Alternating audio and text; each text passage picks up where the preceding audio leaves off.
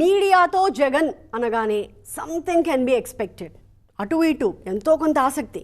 దానికి తగ్గట్టే గంటకు తగ్గకుండా 2 గంటలకు మించకుండా ఫుల్ అండ్ ఫైనల్ రేంజ్లో జగన్ పెట్టే డీటెయిల్డ్ ప్రెస్ మీట్లు ఎప్పటికప్పుడు పేలుతూనే ఉన్నాయి.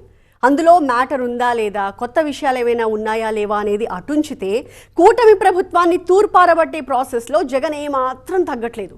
కొత్త నినాదాలతో నెలల పాటు లైమ్లైట్లో ఉంటున్నారు వైసీపీ అధినేత. సోషల్ మీడియాకైతే కావాల్సినంత స్టఫ్. అమరావతికి పార్లమెంట్లో చట్టబద్ధత వచ్చే టైంలో మావిగన్ సౌండ్ ఇచ్చి ఏపీ పాలిటిక్స్లో హై బీపీలు రేపారు. పబ్లిక్లో కూడా డిబేట్స్కి ఛాన్స్ ఇచ్చారు. ఈసారి అయితే చాలా చెప్పారు, కానీ ఆ గన్స్ అండ్ గులాబీస్ కాన్సెప్టే కొత్తగా ఉంది. దాని గురించి డీటెయిల్గా చూద్దాం ఇవాల్టి బర్నింగ్ టాపిక్లో.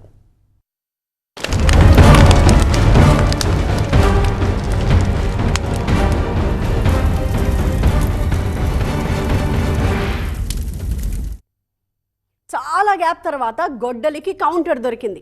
వైసీపీకి ఊపొచ్చింది. తాను ఫ్యాక్షనిస్ట్ని కాదు అన్న మాటని జస్టిఫై చేసుకుంటూ 3 తరాల ఫ్లాష్ బ్యాక్ల్ని తవ్వి గన్ కల్చర్పై జగన్ ఇచ్చిన స్టేట్మెంట్ సలసలా కాగుతోంది. పొలిటికల్ పండిట్ల బుర్రలకు పదును పెడుతోందా? ఏది నెత్తుటి పార్టీ, ఏది శుద్ధపూస పార్టీ అనే చర్చకి తావిచ్చిందా? అధికారంలో ఉన్నా ప్రతిపక్షంలో ఉన్నా అది గొడ్డలి పార్టీ అవునా కాదా అని మీరే నిర్ణయించాలి. చంద్రబాబు అసలు ఎవరిదయ్యా గొడ్డలి పార్టీ అని సీరియస్ గా క్వశ్చన్ చేస్తా ఉన్నాం.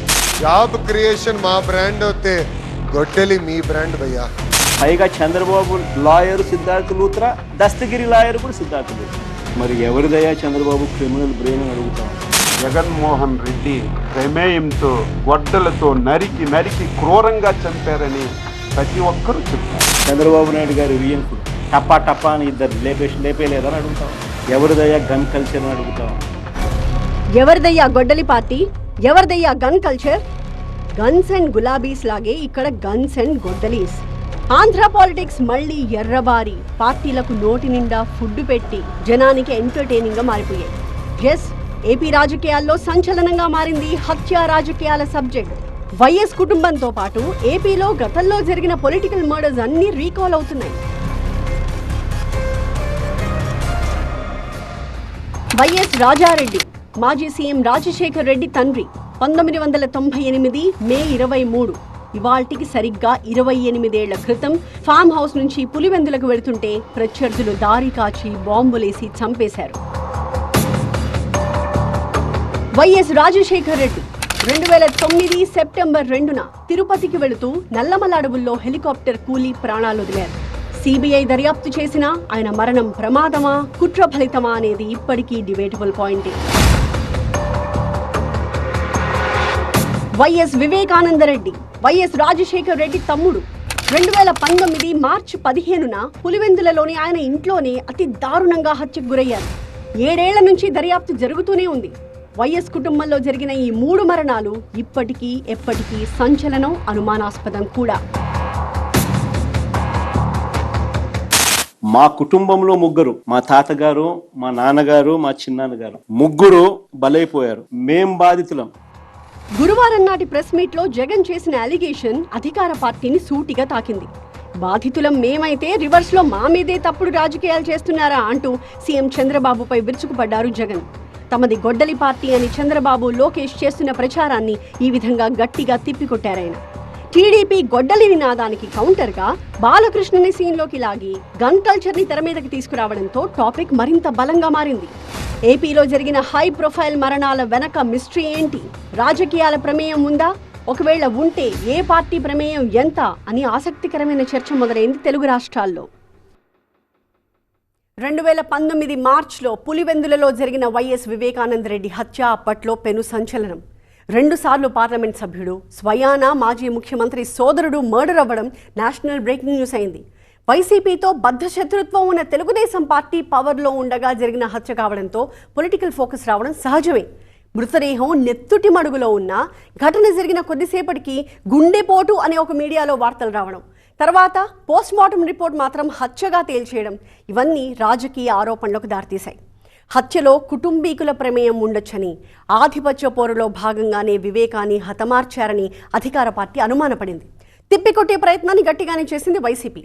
నారాసుర రక్త చరిత్ర అనే హెడ్లైన్తో చంద్రబాబు గతాన్ని తవ్వుతూ వైసీపీ మీడియాలో కథనాలు వచ్చాయి. ఆ తర్వాత వైసీపీ అధికారంలోకి వచ్చి కేసుని నీరుగార్చే ప్రయత్నం చేసిందన్న ఆరోపణలున్నాయి. వైఎస్ వివేక వివాహేతర సంబంధాన్ని తెర మీదకి తీసుకొచ్చి ఈ మిస్టరీని కంటిన్యూ చేసింది వైసీపీ. తనను దోషిగా చూపిస్తున్న టీడీపీకి కౌంటర్లు ఇస్తూ ఎంపీ అవినాష్ అనేక సార్లు మీడియా ముందుకొచ్చారు. ఆయన తండ్రి వైఎస్ భాస్కర్ రెడ్డి అరెస్ట్ అయ్యారు కూడా. ఇదంతా గతం. వైసీపీని గొడ్డలి పార్టీగా రీనేమ్ చేస్తున్న టీడీపీతో జగన్ డిఫెన్స్ ఆడే ప్రయత్నం చేశారు. జగన్ ప్రస్తావించిన 3 మరణాల్లో most sensational and political interest ఉన్నది వైఎస్ వివేక మర్డరే. అత్యంత క్రూరమైన పాశవికమైన ఈ హత్యపై 7 ఏళ్ల నుంచి దర్యాప్తు ఆగుతూ సాగుతూనే ఉంది. మొదట్లో లోకల్ పోలీసులు స్పెషల్ ఇన్వెస్టిగేషన్ టీంతో దర్యాప్తు జరిపారు. తర్వాత సుప్రీంకోర్టు ఆదేశాలతో సిబిఐ ఎంట్రీ ఇచ్చింది. విచారణ కడప కోర్టు నుంచి సిబిఐ స్పెషల్ కోర్టుకు మారింది. వివేక హత్య కేసులో వైఎస్ జగన్ ను విచారించాలన్న పిటిషన్లను కొట్టేసింది కూడా. కానీ బాబాయిని చంపిన జగన్ అనే స్లోగన్తో ఎన్నికల్లో హోరెత్తించిన తెలుగుదేశం పార్టీ ఇప్పుడు కొత్తగా డోస్ పెంచి ఆయన పార్టీకే పేరు మార్చి గొడ్డలి పార్టీ అంటూ వ్యతిరేక ప్రచారం మొదలుపెట్టింది. కానీ హత్యకు ఉపయోగించిన గొడ్డలి, దాన్ని తయారు చేయించిన దస్తగిరి మాత్రం ఇప్పటికీ పొలిటికల్ గా పాపులర్ పాయింట్సే.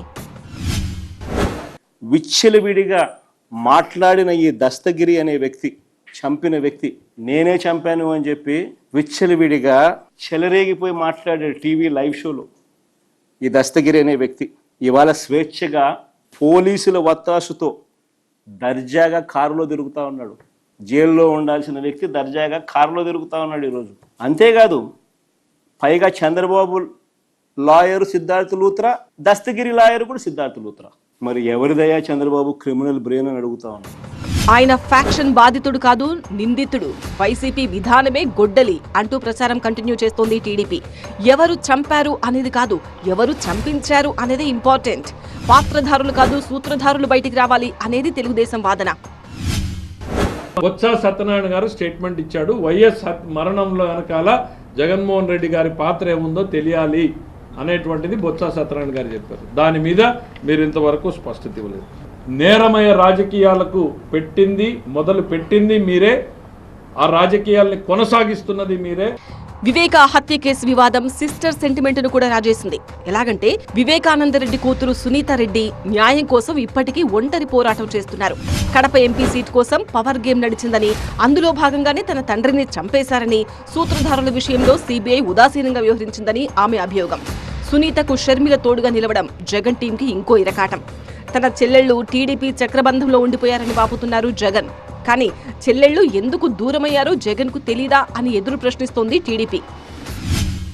వివేకానంద రెడ్డి ఎలాగ చనిపోయాడంటే, జగన్మోహన్ రెడ్డి ప్రమేయంతో గొడ్డలతో నరికి క్రూరంగా చంపారని ప్రతి ఒక్కరూ చెప్తారు. 7-10 సంవత్సరాల నుంచి వాళ్ళ తండ్రి ఆత్మకు శాంతి కలగాలని, మా తండ్రి హత్యలో జగన్మోహన్ రెడ్డి ప్రమేయము ఉంది అని ఆవిడ అడిగినటువంటి ప్రశ్నలకు నువ్వు సమాధానం చెప్పు, మాకు చెప్పవలసిన అవసరం లేదు. తాను ప్రభుత్వ అసమర్థతను ప్రశ్నిస్తే జవాబు చెప్పుకోలేక డైవర్షన్ కోసం తన కుటుంబాన్ని టార్గెట్ చేస్తున్నారంటున్నారు జగన్. అంతా ఆ గొడ్డలి చేసింది. ఆ గొడ్డలి వల్లే జగన్ కుటుంబంలో గొడవలు అని గొడ్డలి గుర్తును పాపులర్ చేస్తూనే ఉంది టీడీపీ. చెల్లెలికి ఆస్తి అంటే వాళ్ళకి ఇవ్వకుండా వేధించడం. తల్లికి తిండి పెట్టని వాడు పెన్నమ్మకి బంగారు గాజులు తొడిగిస్తారంట. అట్లందే ఈయన వ్యవహారం. ముందు మీ ఇంట్లో కథమన్నా అలాంటి తల్లిని చూడని బిడ్డలు మిమ్మల్ని చూస్తారంట. వైఎస్ జగన్ తాత, వైఎస్ రాజశేఖర రెడ్డి తండ్రి వైఎస్ రాజారెడ్డి చనిపోయి ఇవాల్టికి సరిగ్గా 28 ఏళ్లు. ఆయన వారసులు ఘనంగా నివాళులర్పించారు కూడా. సరిగ్గా ఇదే టైంలో రాజారెడ్డి మరణం మరోసారి చర్చకొచ్చింది. హంతకులకు చంద్రబాబే క్షమాభిక్ష పెట్టారని, ఇప్పుడు కూడా వారు స్వేచ్ఛగా తిరుగుతున్నారని జగన్ గుర్తు చేస్తున్నారు. కానీ రాజారెడ్డి హత్యలో పొలిటికల్ మిస్టరీ ఏమీ లేదు అని కోర్టు తీర్పులు కూడా వచ్చాయని చెప్తోంది టీడీపీ. వైఎస్ రాజారెడ్డి కడప జిల్లా పులివెందులలో పేరున్న నాయకుడు. ఫ్యాక్షనిజం యాక్టివ్గా ఉన్న 1980 టైంలో రాజారెడ్డి లోకల్గా ఎదిగారు. అప్పట్లో ఫ్యాక్షన్ ముఠాలు రాజకీయ పార్టీలకు అంటకాగేవి తప్ప ఏ రాజకీయ పార్టీతోనూ ప్రత్యక్ష సంబంధం ఉండేది కాదు. 2 వర్గాల మధ్య జరిగిన గొడవలు ముదిరి 1998 మేలో రాజారెడ్డిని బాంబులేసి చంపేశారు. సిబిసిఐడి 10 ఏళ్ల పాటు దర్యాప్తు చేసింది. 11 మందికి జీవిత ఖైదు కూడా వేయించింది. వీళ్లలో కొంతమంది జైలు నుంచి విడుదలయ్యారు, కొంతమంది చనిపోయారు కూడా. కానీ హంతకులకు టీడీపీ ఆఫీసులో ఆశ్రయం ఇచ్చారు అన్న జగన్ ఆరోపణతో రాజారెడ్డి హత్య మళ్లీ చర్చకొచ్చింది. ఏడాది ముందు చంద్రబాబు నాయుడు గారు ముఖ్యమంత్రిగా ఉన్నప్పుడు నా తాతగారిని రాజారెడ్డి గారిని చంపారు. ఆ కేసులో దోషులను బరితెగించి హైదరాబాద్ తెలుగుదేశం పార్టీ సెంట్రల్ ఆఫీస్లో ఎన్టీఆర్ ట్రస్ట్ భవన్లో పెట్టి అధికార దుర్వినియోగం చేసి వాళ్ళని రక్షించినారు, జైలుకు కూడా పంపకుండా. చంద్రబాబు అధికారంలో ఉన్నప్పుడే రాజారెడ్డి హత్య జరిగిన మాట నిజం. కానీ రాజారెడ్డి కొడుకు వైఎస్ రాజశేఖర రెడ్డి అప్పట్లో రాష్ట్ర స్థాయి నేత, పీసీసీ ప్రెసిడెంట్ కూడా. ఫ్యాక్షన్ యాక్టివిటీస్ తో పార్టీలకు సంబంధం ఉండదు. ఏ పార్టీ కూడా నేరుగా కలగజేసుకునే సంప్రదాయం కూడా ఉండేది కాదు. అటు రాజారెడ్డి హత్య జరిగిన వెంటనే పేర్ల ఉమామహేశ్వరరెడ్డి అనే ప్రత్యర్థిని కూడా చంపేశారు. ప్రతీకార దాడులు జరుగుతాయన్న భయంతో మిగతా వాళ్లు ఊరి నుంచి పారిపోయి దూరంగా తలదాచుకున్నారు. మరో నిందితుడు పార్థసారథిరెడ్డి మీద కూడా అటాక్ జరిగింది. ఆయన మొహం మీద కూడా కత్తిగాట్లున్నాయి. ఇటువంటప్పుడు రివెంజ్ స్టోరీ లేనేలేదని ఎలా చెబుతారు అని నిలదీస్తోంది టీడీపీ. 1996లో వైఎస్ కుటుంబానికి వ్యతిరేకంగా టీడీపీ నుంచి ఎన్నికల్లో పోటీ చేసిన పార్థసారథి ఇప్పుడు మీడియా ముందుకొచ్చారు. వైఎస్ కుటుంబం రాజకీయ జీవితం మొదలైందే దాడులు దౌర్జన్యాలతో అని, కిరాయి హత్యలు వాళ్లకు అలవాటేనని ఫ్లాష్ బ్యాక్ ని తవ్వుతున్నారు. రాజారెడ్డి హత్య కేసు దోషుల్లో ఇతను కూడా ఒకరు. 1995 తర్వాత జరిగినటువంటి దారుణ మారణ కండాలు, రిక్కింగులు, గృహ దహనాలు, చీనీ చెట్లు కొట్టివేత, ఇవన్నీ కూడా ఈనాటి యువతరానికి తెలియవు. హత్య రాజకీయాల సబ్జెక్ట్ వచ్చిన ప్రతిసారి రాజారెడ్డి రాజ్యాంగం అంటూ జగన్ ఫ్యామిలీని టార్గెట్ చేయడం టీడీపీకి బాగా అలవాటు. ఇప్పుడు జగనే తన తాత చరిత్రను గుర్తు చేయడంతో రాజారెడ్డి హత్య గురించి కొత్త జనరేషన్ కి కూడా తెలిసినట్టయింది. 2009 సెప్టెంబర్లో జరిగిన వైఎస్ రాజశేఖర రెడ్డి దుర్మరణం ఒక అంతులేని విషాదం, దేశవ్యాప్త సంచలనం కూడా. హెలికాప్టర్ కూలిపోవడానికి ప్రకృతి విపత్తే కారణమని ప్రాథమికంగా తేలింది. 2010 మేలో సిబిఐ ఇచ్చిన ఫైనల్ రిపోర్ట్ సారాంశం కూడా అదే. అగస్టా వెస్ట్లాండ్ లాంటి అధునాతన హెలికాప్టర్ని పక్కన పెట్టి పాత హెలికాప్టర్లో ఒక చీఫ్ మినిస్టర్ని ఎలా తీసుకెళ్తారు అనే అనుమానమే తప్ప కుట్ర కోణం గురించిన ప్రస్తావనే లేదు. సో వైఎస్ మృతి అనుమానాస్పదం అని ఏ దర్యాప్తు సంస్థలు కూడా తేల్చలేదు. అందుకే చంద్రబాబుని కార్నర్ చేస్తూ జగన్ ఇచ్చిన లేటెస్ట్ స్టేట్మెంట్ ఆసక్తికరంగా మారింది. మా నాన్నగారు చనిపోక మునుపు 2-3 రోజుల కిందట అసెంబ్లీ సమావేశాలు జరుగుతూ ఉన్నాయి. అప్పట్లో ఆ అసెంబ్లీ సమావేశాలు క్లిప్పింగ్స్ ఒకసారి చూడండి మీరు కూడా. చంద్రబాబు నాయుడు గారు అన్న మాట అసెంబ్లీలో, నువ్వు అసెంబ్లీకి ఎలా వస్తావో నేను చూస్తానన్నాడు. చంద్రబాబు నాయుడు గారు అన్న ఈ మాట తర్వాత 2-3 రోజులకి నాన్నగారు చనిపోయారు. తెలుగుదేశం పార్టీని డిఫెన్స్ లోకి తొయ్యాలన్న ప్రయత్నంలో జగన్ చేసిన ఎక్స్పెరిమెంట్ అని కొట్టిపారేస్తోంది టీడీపీ. బోనస్ గా రిలయన్స్ ఎపిసోడ్ ని బయటకు తీసింది. ఏమిటి వైఎస్ డెత్ మిస్టరీలో ఈ రిలయన్స్ యాంగిల్? 2010లో రష్యాలో ఎక్సైల్ ఆన్లైన్ అనే ఒక వెబ్సైట్ రాసిన కథనంతో వైఎస్ దుర్మరణం వివాదాస్పదమైంది. రాజశేఖర రెడ్డి హత్య వెనుక అంబానీలున్నారని, కేజీ బేసిన్లో గ్యాస్ నిల్వల టెండర్ల నుంచి రిలయన్స్ నుంచి అడ్డుకున్నారని కారణంగా చూపిస్తూ రాసిన ఆ కథనం అప్పట్లో పెద్ద రచ్చనే క్రియేట్ చేసింది. వైఎస్ కుటుంబం, వైఎస్ అభిమానులు వీరంగా సృష్టించారు. కానీ రిలయన్స్ కంపెనీకి చెందిన వ్యక్తికి రాజ్యసభ సీట్ ఇచ్చిన విషయాన్ని గుర్తు చేస్తూ జగన్ వాదన అసంబద్ధంగా ఉందని వాదిస్తోంది టీడీపీ. రిలయన్స్ వాళ్ళ పాత్ర ఉందని చెప్పి దాడులు చేయించి, నానా యాతన చేయించి, నువ్వు అధికారంలోకి వచ్చిన తర్వాత రిలయన్స్ వాళ్ళని మంచిగా చేసుకొని వాళ్ళు చెప్పిన వాళ్ళకి రాజ్యసభ సీట్ ఇచ్చావా లేదని చెప్పి నేను అడుగుతున్నా. దీనికి కర్మ, కర్త, క్రియ నువ్వే. ఏం జరిగిందో నువ్వే చెప్పాలి. వివేకా కేసులో సాక్షులు ఎందుకు, ఎలా హతమయ్యారు?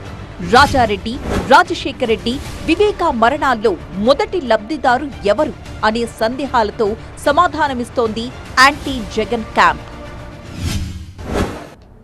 రాజశేఖర రెడ్డి గారు ఏ విధంగా చనిపోయినది మొత్తం యావత్ దేశం అంతా చిన్న పిల్లలు కూడా తెలుసు. సోషల్ మీడియాలో, మీ సోషల్ మీడియాలోనే ఒక క్వశ్చన్ వేసుకోండి, రాష్ట్ర ప్రజలారా వివేకానంద రెడ్డి హత్యను ఏ విధంగా భావిస్తున్నారు, ఎవరు చేశారు? 80%, 90% మీ మీద ఆరోపణలు రాకుండా నేను రాజకీయం నుంచి సన్యాసం తీసుకున్నాను. వైఎస్ కుటుంబమే కాదు, ఇదే గ్యాప్ లో పరిటాల రవి, మద్దెల చెరువు సూరి, వంగవీటి రంగా హత్యలు కూడా వెలుగులోకొచ్చాయి. వంగవీటి రంగా హత్య కేసులో ఆరోపణలున్న కుటుంబం ఇప్పుడు జగన్ పార్టీలో ఉందిగా అని బదులిస్తోంది.